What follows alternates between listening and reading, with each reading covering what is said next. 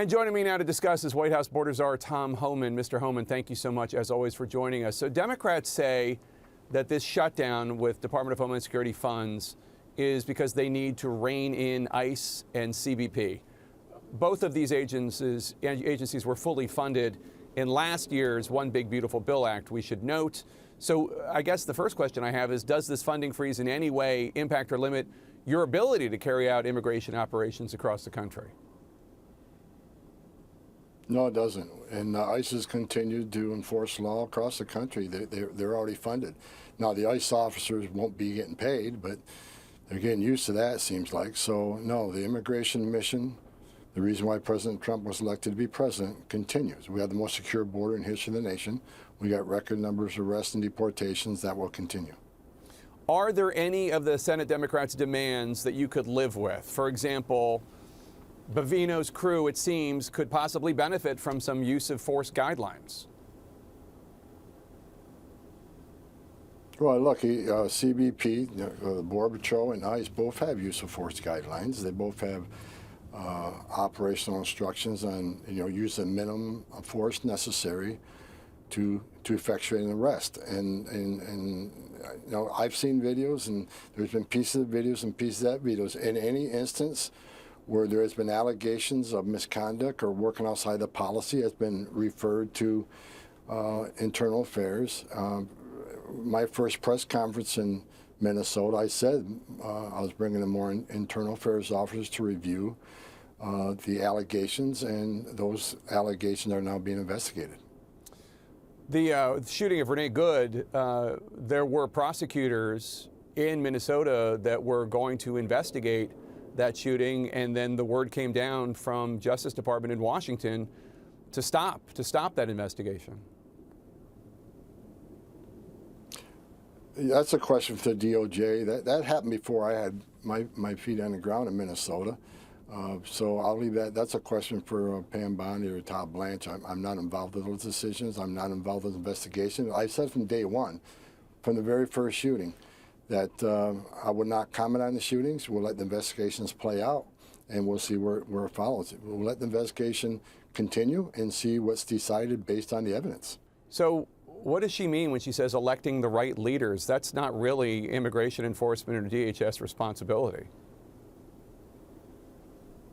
I don't know. That'd be a question for the secretary. If I had to guess, probably that only those legally eligible to vote would vote. But I have not talked to the secretary about those statements. That'd be something she'd have to answer. This week, after 74 days, you declared the immigration enforcement operation in Minnesota officially over. I talked to a local Minnesota official who told me the following, quote, "Homan has been a straight shooter with us. He's easier for us to work with because he's a career cop and he knows how to talk with our law enforcement.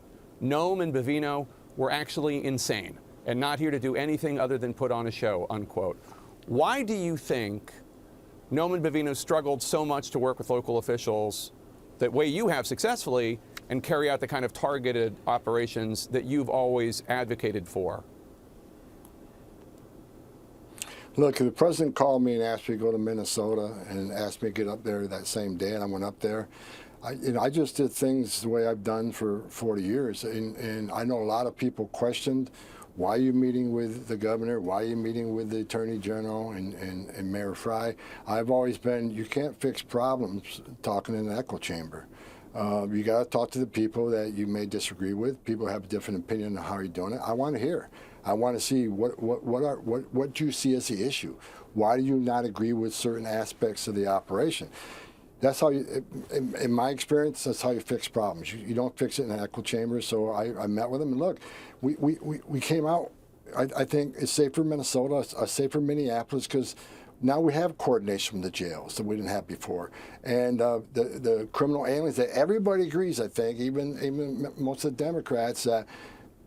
We agree too. Criminal aliens should be something ICE focus on.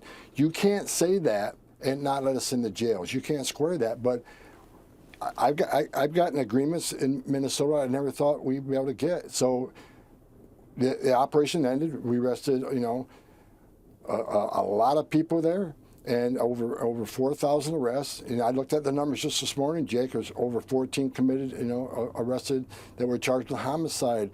There's 180 sexual offenses. We took a lot of bad people off the street. So I think Minneapolis is safer because of it. And I got to give credit to the governor. We had good conversations. The state prisons are helping us. And Mayor Fry will never agree on much. But you know what? His officers did respond to take down illegal roadblocks that made it unsafe for not only citizens of Minnesota, but our officers. I think we're in a lot better spot than we ever have been. I mean, you sound like an adult. You sound like an official who should be in charge of things because you work with local officials and seek to de-escalate and have targeted operations. But there's this credibility issue now that DHS has had, not because of you, sir, but over and over, your colleagues who work on this issue, Noam, Bavino, DHS on social media, have said things to the American people that are simply not true. The most recent example, perhaps, 2 immigration agents last month said that they shot a Venezuelan man in Minnesota after they were attacked with shovels and broom handles. Noam went on social media. She attacked Governor Walz and Mayor Fry over what she called an attempted murder of federal law enforcement. But then testimony and video shown in court didn't back up the claim. And now ICE and the Justice Department are investigating whether those immigration officers lied. And we've seen countless examples. Again, this is not you, but do you agree that there are people in the Trump administration that are causing DHS to have a credibility problem? Well, like I said in my first press conference in Minnesota, in those comments, the first thing I said I was going to do, and I did, is bring more internal affairs officers to Minnesota to investigate the allegations. Allegations were made, they need to be investigated. And again, I won't discuss the investigations. We'll let the internal affairs and the Bureau investigate these allegations, and that's the right thing to do. But I'm not going to let the media divide this administration. Look, it's one team, one fight.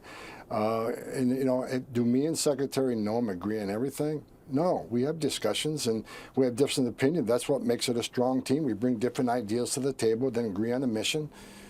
Based on, again, you can't work in an echo chamber. You want to hear different opinions, different, how you think this should happen or that should happen. But in the end, we clear a mission. We have great success on it. But it's one team, one fight. I'm not going to divide this administration. I'm going to just keep doing what the president wants me to do as the borders are, and we'll just keep going and doing what the president promised the American people. We've got the most secure border in the history of this nation, and we're arresting record numbers of criminal aliens in this country and deporting them, and we're going to keep doing it. So, well, I'm not talking about differences of opinion. I'm just talking about facts and things that are not facts. But I hear what you're saying. I'm not going to get you to criticize anybody. I appreciate your time today, Mr. Homan. Thanks so much.